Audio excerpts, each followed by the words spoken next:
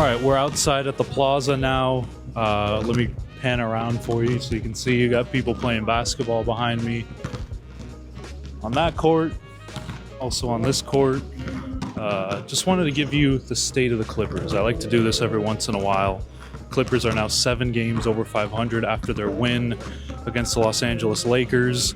It was the Lakers' first game at Intuit Dome.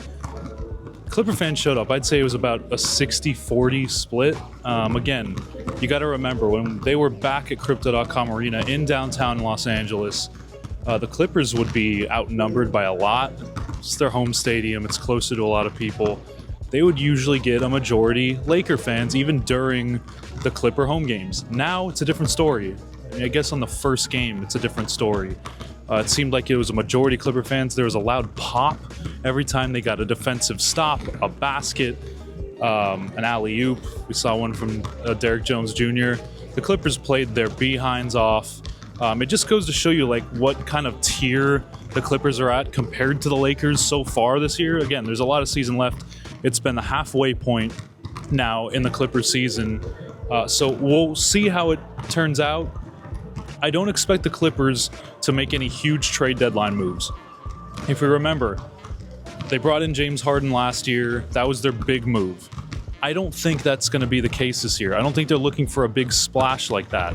It's probably going to be a backup center. They've been looking at Rob Williams, maybe Chris Boucher. There's a lot of options out there that they can go get now that we've kind of seen how these teams are panning out, how these markets are. So it looks like there's going to be some backup center options. In my opinion, they should probably look at a backup point as well. I know they have Bones Highland on the roster. I know they have Kevin Porter Jr. on the roster. But this team, I feel like, needs that floor general, that kind of guy that you know is going to be secure with the basketball, can get guys into their sets in the second unit. And I just don't think we've seen that on a consistent basis this year. Yes, Kevin Porter Jr. has been good in spurts. Yes, Bones Highland, we know in the past, has proven to be a decent backup point guard, but nothing consistent. They need that consistent guy at the backup point, so maybe they get a tandem package, maybe they package together Bones Highland and PJ Tucker. It seems like that is going to be the move for the Clippers, is PJ Tucker, maybe Terrence Mann, maybe Bones Highland all together in a package for one player. I don't think they're looking to go for a 2-for-2 or maybe a 1-for-2. They don't need really depth. They just kind of need to shore up the rotation in a little bit of areas. So look for that backup center spot to be their main focus. Again, a lot of these backup centers in the league now can be had for second-round picks. So it's not going to cost the Clippers a lot. But again, you have to remember, in the new CBA, you do have to match salaries, so that is a big part of this.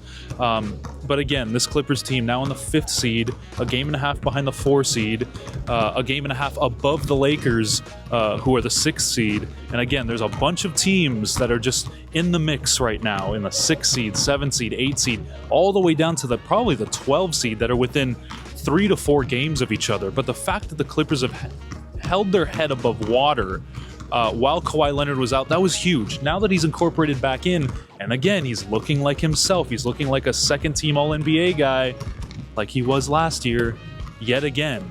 He looks spry. He looks athletic. He is very quick. If you come out to Intuit Dome, this beautiful place, see if I can get all the way around. Yeah, there it is. There's the Intuit Dome. If you come out to this beautiful place, you will see how much different Kawhi Leonard looks in person than he did, say, a week ago. He just looks that much better. Again, the more minutes that he gets, the higher his minutes get. You know, they're still on a restriction.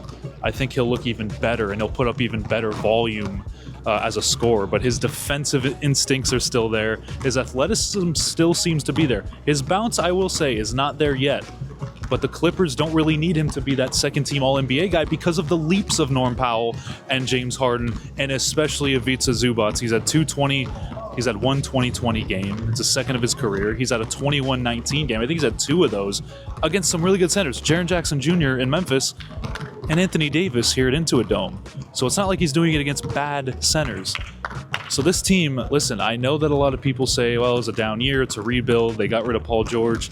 The fact that they're where they're at right now, barely incorporating Kawhi Leonard back into this mix, this team can make some noise if maybe they shore up the rotation just a little bit, maybe get a quality backup big. And that's not to say that Mo Bamba is bad or Kai Jones is bad.